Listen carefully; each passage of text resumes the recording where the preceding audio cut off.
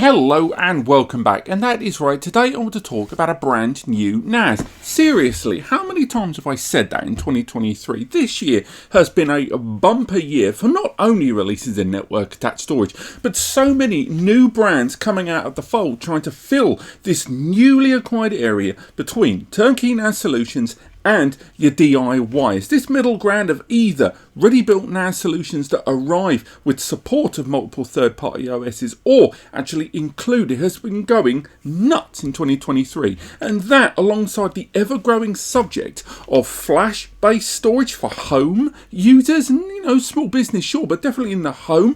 2023 has been a big year for that, and that is where this comes in. The Lincplus N1 from the brand Lincplus. Now, you may be familiar with Lincplus. They've garnered quite a reputation when it comes to consumer peripherals, but more predominantly their laptops. And this is their first NAS solution coming to market, but not only a standard NAS solution, it is an SSD focused one, an optimized flash solution with the home and I would say not entry level but certain early stages of prosumer user in mind. Now this isn't actually available to buy yet. It is going to be making its formal kind of entry on Indiegogo. Now, for those of you that followed this channel for a while, although we talk about crowdfunding quite a lot in 2023, certainly, Indiegogo is not my personal favourite crowdfunding platform. And again, crowdfunding I think is a good thing when it comes to a lot of these solutions. We've talked about it a lot, but of all the crowdfunding platforms out there, Indiegogo is not really my favourite. So I'm kind of surprised they're going down that route. But nevertheless, there have been success stories on Indiegogo. One of the most well-known one, of course, being IOSafe, a network-attached storage solution that was disaster-proof, built on Synology DSM as well. So there are proven solutions that come out of Indiegogo. And notwithstanding that, it's also worth highlighting that this isn't even the first time we've talked about the Link Station here on the channel. Around about a month and a half, maybe 2 months ago at the time of recording, and the time you're watching this, we actually talked about this device before it was originally revealed at IFA 2023 in Berlin, and it looks like you're most certainly going to see this again next year when they get closer to their formal release over at CES 2024. The point I'm making is this is clearly a solution that is a lot further in development than a lot of crowdfunding projects out there. So even though it's not on my, or it's not going to be on my preferred crowdfunding platform of choice, fair play to them, this is more than just drawing scribbled on the back of a napkin. Now, their target price for this is going to be $279. During the Indiegogo, certainly, I'm not sure if that's the price that's going to make it when it reaches full retail. It's already, got a Red Dot Design Award. We've talked about a few solutions that have had that before, and with good measure, because if we open this bad boy up out of its very pretty packaging, fair play to it, it is very easy on the eye. The other thing I'll highlight that makes this stand out, by the way, and we'll talk about this more later on, it includes UnRAID. I've talked about UnRAID here on the channel quite a lot in 2023, but this is one of the first, if not the first, that I've talked about here on the channel that arrives with an UnRAID license included. It's the standard UnRAID license, which means no mucking around, no 30-day trial, just bang, boot it up, and it appears on the network. Truly turnkey. Very important. So that is the device itself. We'll talk a little bit more about the design in a moment. The first thing I want you to notice is the frigging size of it. Here is a standard class 3.5-inch hard drive here, and here is the NAS solution. That is small. Now, although on their official pages they do say it's the world's first 6-bay flash solution, it's not, maybe it's because of how long they spent in development, but Acer Store with their Flash Store 6, the FPS 6012, beat this to the mark in terms of the first 6-bay flash solution, but still nonetheless, arriving at $279, and this is a 6-bay flash solution, fair play to them, but more on the design later on. Now with the kit, because even though this is clearly a first generation device, it's arrived in a fairly well-established retail kit here. We've got the standard box there inside. We've got the user manual and first-time setup information, diagrams, information about how to find it on your local area network, and the default login information. And on the bottom of the casing, we have got our mains power lead and our external 60-watt PSU. And it's a nice, you know, that is a decent little PSU, not the standard long brick that we've seen before. It's a 2-pin, and it goes directly into the back. No RJ45 cabling, which sort of surprised me. Don't get me wrong, it's a, you know, it's good to be anti-waste these days, but I was kind of surprised there was no Ethernet cable in there with this due to its kind of slick presentation, but I'm not really going to critique them too much for that. But yeah, for a device that's going to be hitting crowdfunding soon, that is a well put together retail kit, to be frank. I've seen a lot worse from products that have gone straight to retail. But you didn't come here to hear about pretty packaging, did you? So let's talk a little bit more about the design of this thing.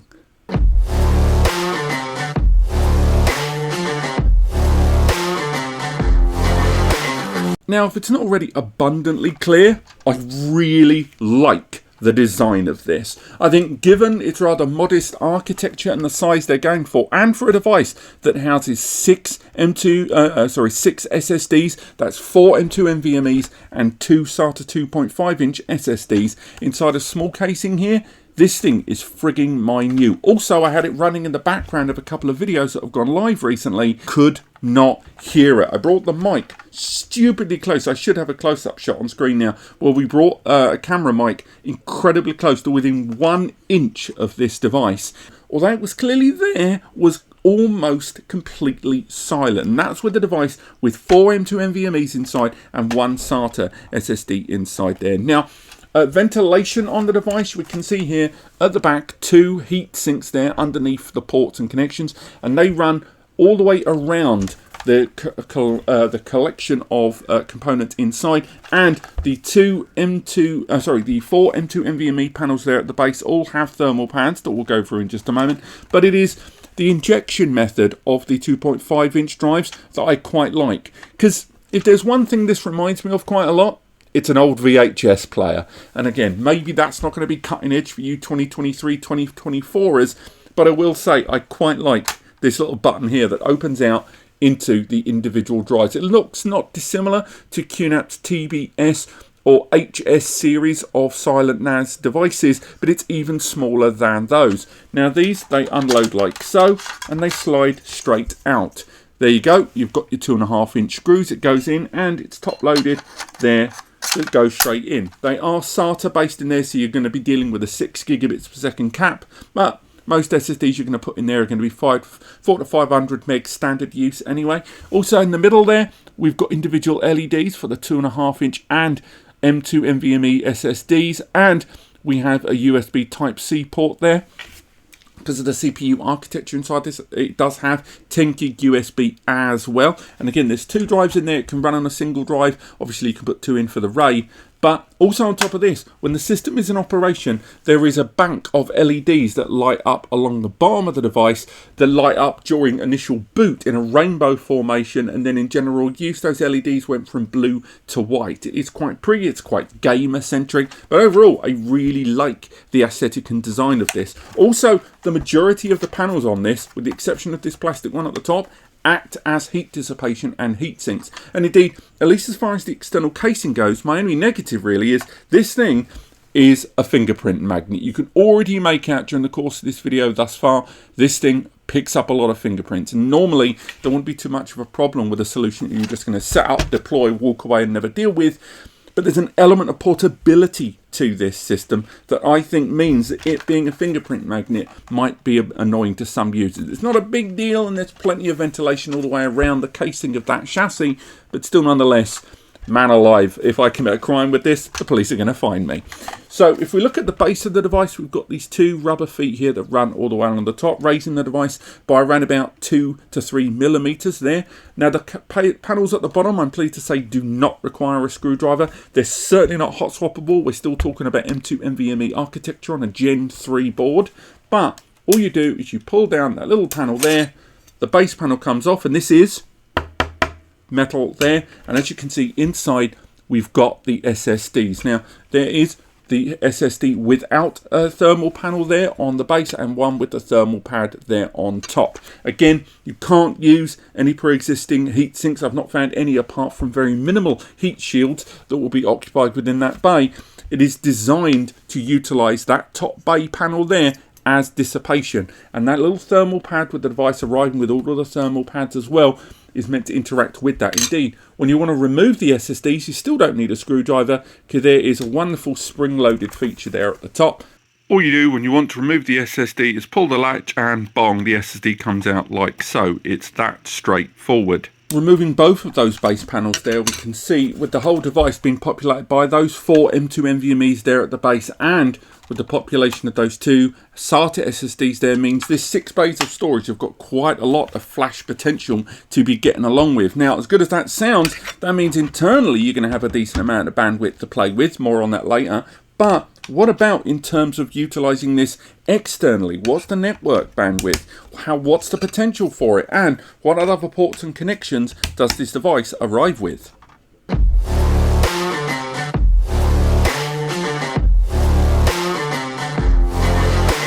Now, the ports and connections of this device kind of, if I'm honest, let it down a little bit, given its hardware architecture inside and the fact that we've seen both this CPU and memory combination, and indeed the number of M2 NVMe's inside on other systems in 2023. The number of ports and connections, even if you factor that price point of $279, is going to be a wee bit disappointing. What do I mean by that? Well, let's start good. Not only do we have an HDMI output there that's 60 frames per second 4K, and again, you can output UnRAID over a visual output, as well as use third-party OS if you choose. And on top of that, you've got a couple of more USBs on there, so 10 gig USBs, whether you're going to use it for storage, whether you're going to use it for more network interface ports, 5 and 2.5G are all good. But the thing that kind of lets this device down is the fact it arrives with 2.5 gigabit Ethernet. Now, on the one hand, I'm chuffed it's not 1 gig. That would have really wound me up on a device at the tail end of 2023. But at the same time, 2.5 gig or around top end 279 megabytes per second on a really, really good day, when just one of those SATA SSDs could crank out 400 to 500 megs on its own, is going to be severely limiting. And I think this, I'm very surprised, even if this is the first generation device, that it didn't roll out the gate with 10G. We have seen Intel Celeron powered devices like this one roll out the gate with 10 gig. We've even seen them rolling out, let's face it, with more than one 2.5 gig.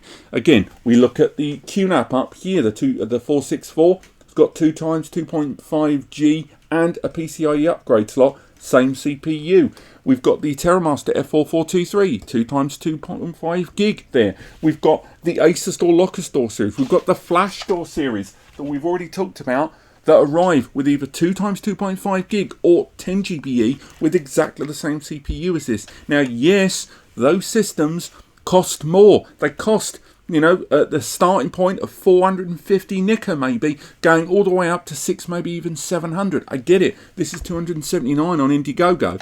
But that is a huge limitation. And yes, I can scale this up with other network interfaces. And indeed, the real performance benefits of those NVMe's, because they're all going to be reduced anyway by Celeron, are going to be felt internally. But I think there are going to be users that look at that output and the lack of adding further output, I might add, that are going to find that just a little bit limiting. Now, it's not the end of the road, because if all you cared about was running high-end containers, running high-end VMs, running incredibly fast databases, and something that I would argue Flash is largely optimized towards, or you're running AI processes, you're not going to care as much about the external processes, because they're all going to be local network based anyway. And when it comes to remote access, then it's what's inside that counts. That said though, it does have one little trick up its sleeve that I think a lot of users may quickly overlook. And I think, frankly, Lincplus, you could stand to be a little louder about it on your Indiegogo at least. It's got Wi-Fi 6. This is a wireless NAS as well. Something you don't really hear about. The majority of the solutions I talk about here on the channel either support USB dongles, such as the AX series USB to Wi-Fi 6 dongle. This is the one from D-Link.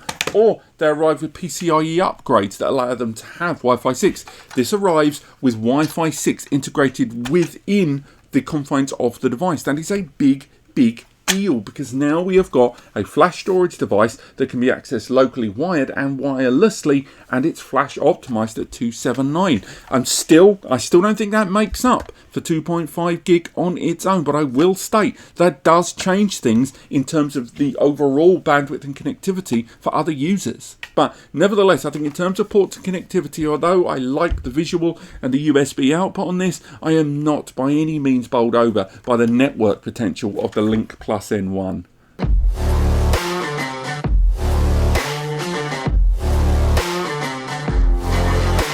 So let's discuss the internal hardware of this. Now, when it comes to the CPU and memory that it is rocking out the gate with, it's actually comparable and in some cases greater than the majority of the kind of SMB fully featured systems knocking around at between 500 and 600 NICA from the majority of other turnkey NAS solutions. It's arriving with Celeron, the N5105 and DDR4 memory, but still nonetheless, for a 6-bay flash system at $279 at launch on Indiegogo, that's not too shabby. Now, we took it apart off camera. Hopefully those videos are there on screen to us to get on the inside of this, and we got into the T-board inside this, and some very, very strategic placement of not only heat dissipating panels, but also some of that thermal paste and thermal padding there inside. We saw the wireless card base there on the top, and at the base of the system we could see a strategic L-panel USB that the board was mounted on in order to load in to that UnRAID license there, the standard license there for those available drive bays inside. Now, I'm not going to say it was awe-inspiring. I will say, for a system that's SSD focused, there isn't a huge amount of heat dissipation, or at the very least there's less than I thought there would be. But if you cycle back to my videos when we were talking about the Flash Door series, the 6 and the 12, and some of my criticisms I had for that device based on heat dissipation, they did rightly point out to me that because of the number of lanes that were afforded on that Intel Celeron, the N5105 that this is arriving with, and that was on Acertor's own products, then heat generation wasn't as much of a factor because the drives were limited to ×1 speed. And I think, you know, to their credit, they proved me wrong. And I think in the case of this, we're seeing a not dissimilar situation where even though we've got 4 NVMEs on the base there and those 2 SATAs, they are going to be limited because that CPU only affords, I think, 8 lanes of Gen 3 across the system, and with 4 slots there on the base and the 2 SATAs there, and affording additional, you know, chipset stuff to those ports there on the rear, almost certainly those lanes are going to be limited to ×1 or ×2 speed on a good day. But we'll have to double check that more when we go into the systems, and hopefully the specs on screen earlier indicated that for us. Now, the CPU, the N5105, it's a quad-core CPU, 4-core, 4-thread, integrated graphics of up to 800 megahertz, I believe, and the CPU itself has its own clock speed of 2.0 gigahertz that can be burst up to 2.9 when needed. Alongside that, the system supports up to 16 gig of DDR4 memory, and the system arrives with all 16 gig of DDR4 memory there, which again is really, really impressive. One thing we did see, and you might have seen it earlier on with the videos, is the default memory is actually soldered to the board. So you can't upgrade the memory with sodium, but given the maximum that this can reach officially with that CPU is 16 gig, and they've gone ahead and included it out the bat, I'm not going to critique it for having soldered memory. I've done that in the past with some systems where some or all of the memory is soldered, and you generally end up finding in those situations that you're either overpaying for more memory than you need, or you're stuck with too little memory and no option to upgrade. This completely nullifies that with a price tag at $279 lower than everyone else.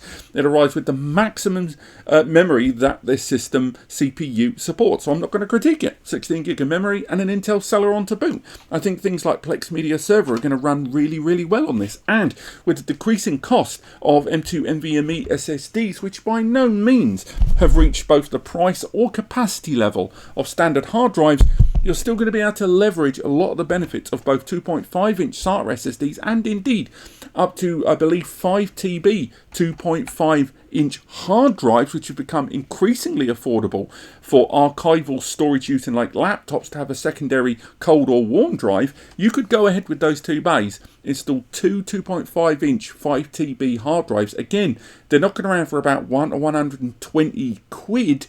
Pop those inside and they use the M2 NVMEs for the good stuff. And bear in mind, because this is UnRAID on board, you're not using any of that system storage for the OS. The OS is living on the little USB inside and is running in memory. So what you've got here is a huge amount of fast storage, but none of the OS having any of the hassle there of losing any drive storage that you might find something like TrueNAS, where you're going to lose an OS drive. Now, given the visual out and the USBs, I think it's almost certain that you'll be able to tap into the BIOS and stick on another OS if you want. I'm sure Lincplus don't really want you to do that, and I don't think they'd support your warranty if you did.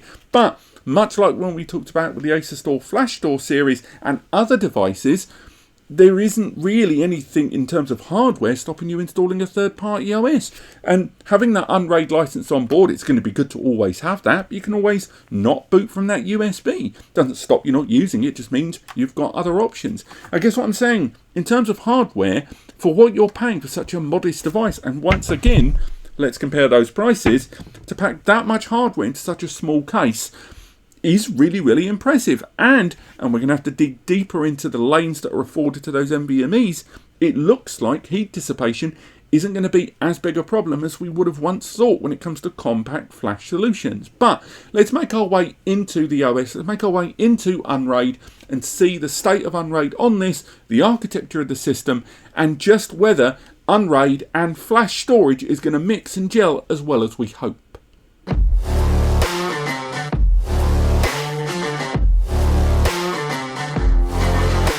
Right, so after a couple of days of playing with this device, I've got it rebooted here on screen. I'm going to walk you through a lot of what the software that's included with this, as well as digging a little bit into the deep end of this device on SSH to get some performance and background numbers about those PCIe's. But before we go any further into this, it's really important to understand that the software you're looking at here is, of course, UnRAID, which is available outside of this platform. And I'm not really going to be reviewing UnRAID, because that's kind of unfair, both for the software and for the hardware it's included. But for $279 to get a licensed version of UnRAID included in this purchase is pretty darn good. And notwithstanding some of the slight misapprehensions that it seems to have with regards to an SSD optimized stuff, when a lot of the settings that you'll see seem to be a little bit more hard drive focused, again, we're not going to lay too much criticism at UnRAID for that, because UnRAID is designed to work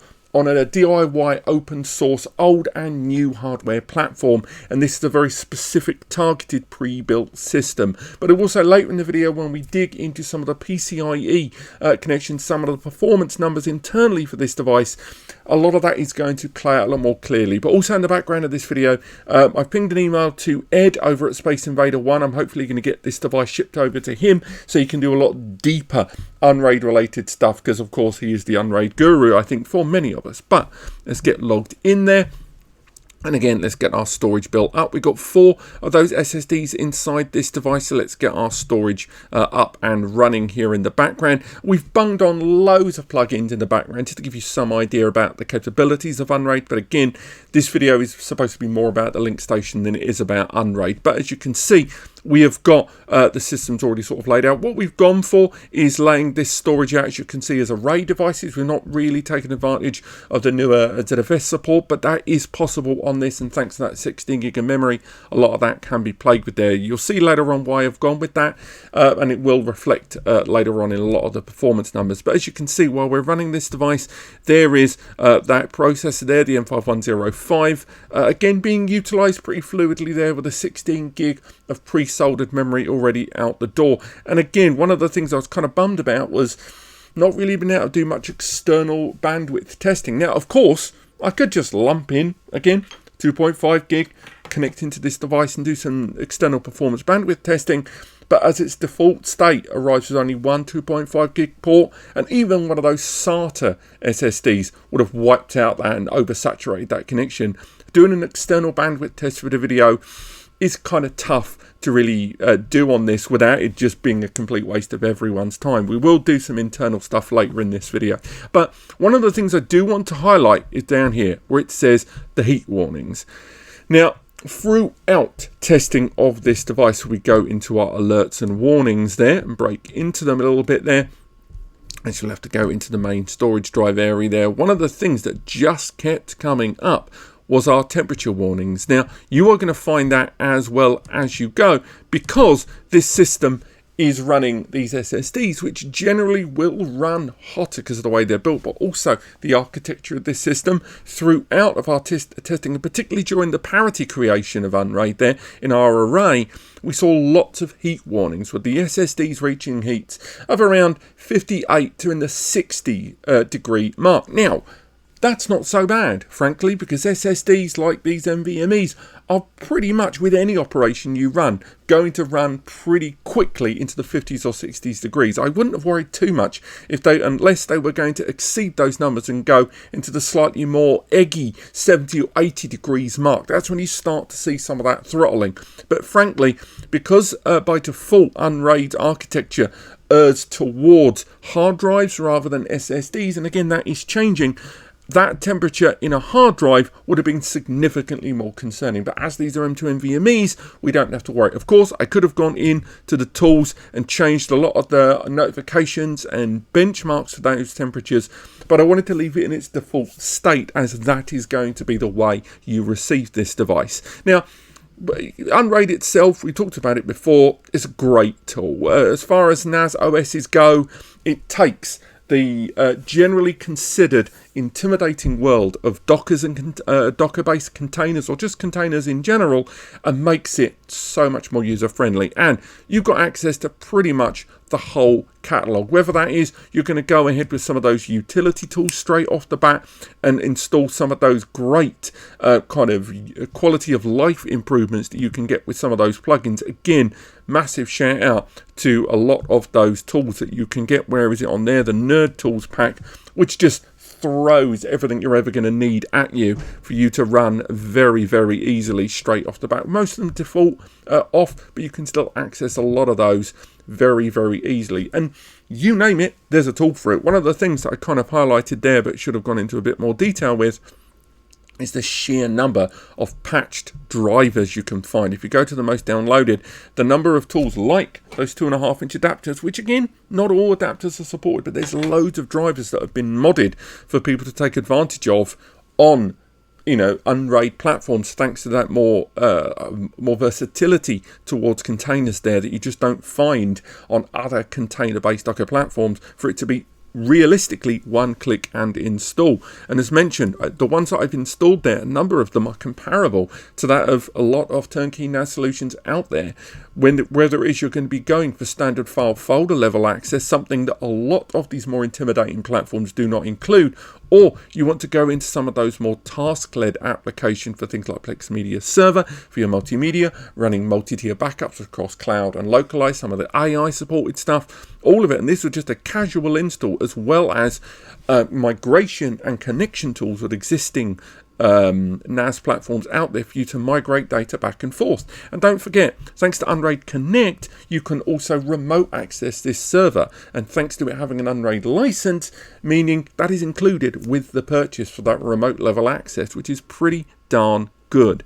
Configuration, for those that aren't familiar with UnRAID, is just as straightforward as it is on something like a Synology or QNAP NAS. It's not quite as visually appealing, but it is all included in there. And the levels of, you know, configuration and control, although intimidating at first, can always be explained very, very easily with that help tab. And a lot of work has gone into UnRAID and its usability and ease when you're looking at any page, which at first will look incredibly intimidating, but thanks to that help option, suddenly the novices have got something to jump on board with. And frankly, a lot of users that are looking at this device, and $279 for a 6-bay Intel powered SSD NAS, they're going to love utilizing this. And a lot of users that have been looking at either DIY open source ready or NAS solutions that are leaning towards flexibility in the software they choose, be it UnRAID or otherwise, will be happy with the elements of hand-holding in this system back end. But there's no avoiding that you're still going to need a level of command level knowledge in order to really make the most of this, because although you do have access to all of those tools that are accessible via the App Center and then deployable Dockers and VMs within that architecture, there's still no avoiding that to make the very most out of UnRAID, you're going to have to delve into the SSH, go in to the command line. Now, going into that command line there, if we head in, what we can do is take a little look at some of the architecture of this device. Now, what do I mean by that? Well, as I get some of my code there, we can dig a little bit into the hardware architecture, because we talked about the CPU there, but what about those NVMEs? I speculated earlier on about the temperature they could reach and what would happen in terms of performance with those Gen 3, because it is a Gen 3 SSD, and as you can see there, digging in, you can see that these are Gen 3, they are 3x4 slots, but they have been downgraded intentionally. They have been reduced to Gen 3 times 1. The reason being, of course, almost certainly temperature there. There is the architecture for it, but they've had to limit it. They wouldn't be the first ones to do that. Synology did it with a lot of their systems, and that means that those M2 NVMEs are only really going to give you around 1000 megabytes per second potential maximum performance each. Now, utilizing some of that new pool upgrade, whether it is ZFS or going for standard, you are going to be able to enhance upon that. And if you're going to go with the existing UnRAID array architecture, let's minimize that there. In the main arrays, that is when they're utilizing the less performance beneficial but still parity driven UnRAID storage system, where it's a question of mathematics, but you can't really exceed those extra storage performance numbers of individual drives that much. Thanks to that new pool and caching, you are able to make the most of that by using that as a cache write disk there in the background, but still nonetheless, you are going to be a little limited on this system with those individual lanes being limited in the fashion that they are. Now, to put that into a little bit of perspective there, if we go ahead and give ourselves a nice read test here, and this is a test here of a gig file that's being written across to those drives. As you can see, most of those numbers look great, but bear in mind that at the moment it is utilizing a bit of background cache there, and the same goes if we do a not dissimilar test there for write performance. Things are going to be a little slower, but we're still seeing pretty high numbers. But again, that's because we're taking advantage of cache and buffering there in the background. Now, what about if we eliminate that? What if we go straight to disk only with fresh data? And that's what we're going to do. And with that, you see a very different story. And a lot of that to do with that Intel Celeron processor that's being used here. Now, to put that into perspective, we'll go for that same command this time. But this time, it's going to completely overlook utilizing any established cache or buffering there. And as you can see, in terms of write performance, suddenly we're going down to 722 megs. Now, again, had we gone ahead and utilized the pool area there, we would have seen better performance. But the performance still wouldn't have been out of this world. And notwithstanding that it would have added the performance benefits of individual drives in a RAID, which normally increases performance per drive by around 15 to 20%, it still wouldn't have been earth-shattering there. And that's what I mean about keeping your feet solidly on the ground when it comes to utilizing a device that's built on M2 NVMEs, but running from a Celeron with only 8 lanes of storage and trying to keep that compact frame. Again, let's run ourselves a write test there. Once again, not utilizing the background cache. If we run that there in the background, we see numbers dip a little bit further as well. They will go up a little higher.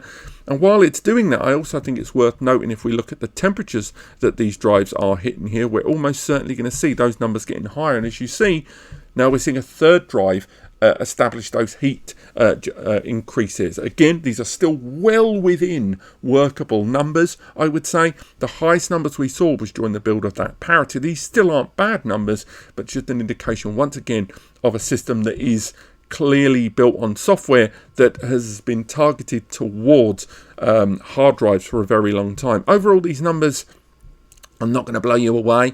They are, of course, better than traditional hard drives that would, if you'd have been lucky, would have been giving us 200 to 250. But for M2 NVMEs, there may be a number of you out there that may be a little disappointed that the numbers being reported here are sub 1 gig. Still good. And again, if you'd included multiple drives in that ZFS pool, you would have seen enhancements of those performing numbers. But still, nonetheless, something to bear in mind when you're looking at this system, and one of the reasons why such a compact system is going to retail at $279.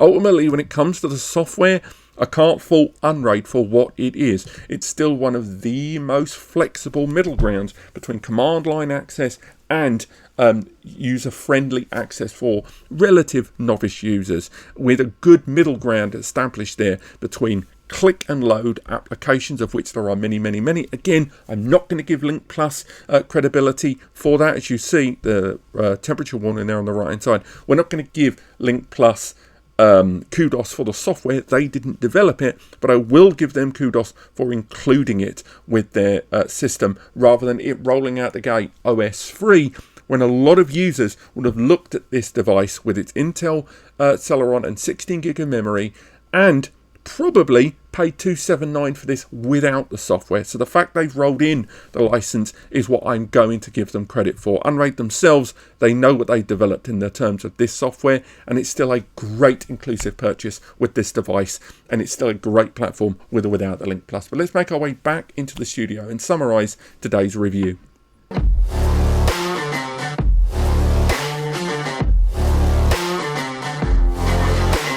Well, what do we think? Well, I think it would be very churlish to critique this without at least adding the caveat that at $279 at launch, this is a bargain.